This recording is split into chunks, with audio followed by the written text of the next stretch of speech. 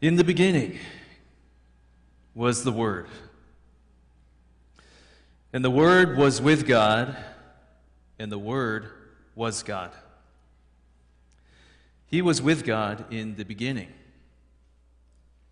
Through him all things were made.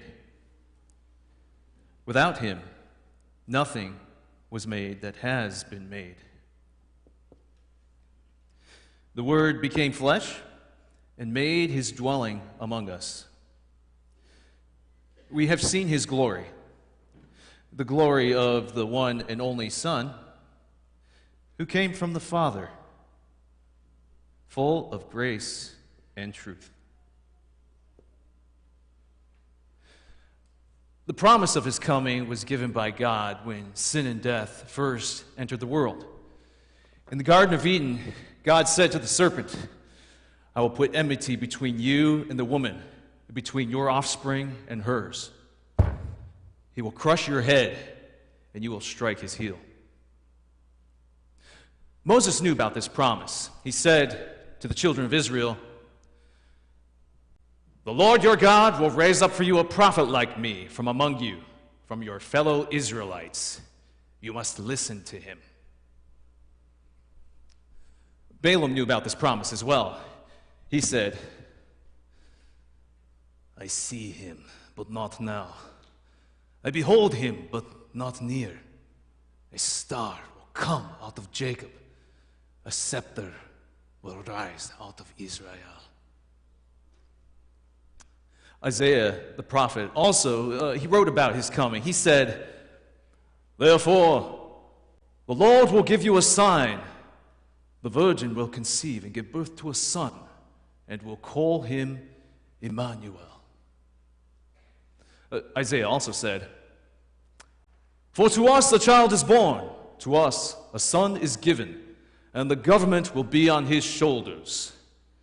And he will be called Wonderful Counselor, Mighty God, Everlasting Father, Prince of Peace. Of the greatness of his government and peace there will be no end. And he will reign on David's throne and over his kingdom, establishing and upholding it with justice and righteousness from that time on and forever. The zeal of the Lord Almighty will accomplish this." The prophet Micah, he revealed the very place where the child would be born. He said, "But you, Bethlehem, Ephrathah, in the land of Judah, are by no means least among the clans of Judah, for out of you will come for me a ruler who will shepherd my people Israel, whose origins are from of old, from ancient times." The angel Gabriel told Daniel the exact time when the great deliverer would appear. He said to Daniel the prophet, "That from the going forth of the command to restore and rebuild Jerusalem until Messiah the Prince, there shall be 7 weeks and 62 weeks. Well, then the Apostle Paul, many years later, in his letter to the Galatians, would write that when the fullness of time had come, God sent forth his Son, born of a woman, born under the law, to redeem those who were under the law, so that we might receive adoption as sons. And so the story begins.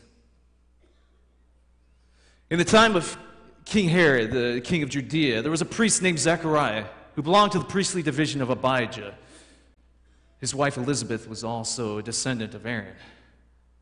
Both of them were righteous in the sight of God, observing all the Lord's commands and decrees blamelessly. But they were childless because Elizabeth was not able to conceive, and they were both very old. Once, when Zechariah's division was on duty and he was serving as priest before God, he was chosen by lot, according to the custom of the priesthood, to go into the temple of the Lord and burn incense. When the time came for the burning of the incense, all the assembled worshipers were praying outside. Then an angel of the Lord appeared to him, standing at the right side of the altar of incense. When Zechariah saw him, he was startled and was gripped with fear. But the angel said to him, "Do not be afraid, Zechariah. Your prayer has been heard. Your wife Elizabeth will bear you a son, and you are to call him John. He will be a joy and delight to you, and many will rejoice because of his birth, for he will be great in the sight of the Lord. He is never to take wine or other fermented drink, and he will be filled with the Holy Spirit even before he is born. He will bring back many of the people of Israel to the Lord their God, and he will go on before the Lord in the spirit and power of Elijah to turn the hearts of the parents to their children and the disobedient to the wisdom of the righteous, to make ready a people prepared for the Lord." When Zechariah heard this, he asked the angel, "How can this be? How can I be sure of this? I am an old man, and my wife is well along in years." The angel said to him, "I am Gabriel. I stand in the presence of God, and I have been sent to speak to you and to tell you this good news. And now you will be silent and not able to speak until the day this happens, because you did not believe my words, which will come true at their appointed time."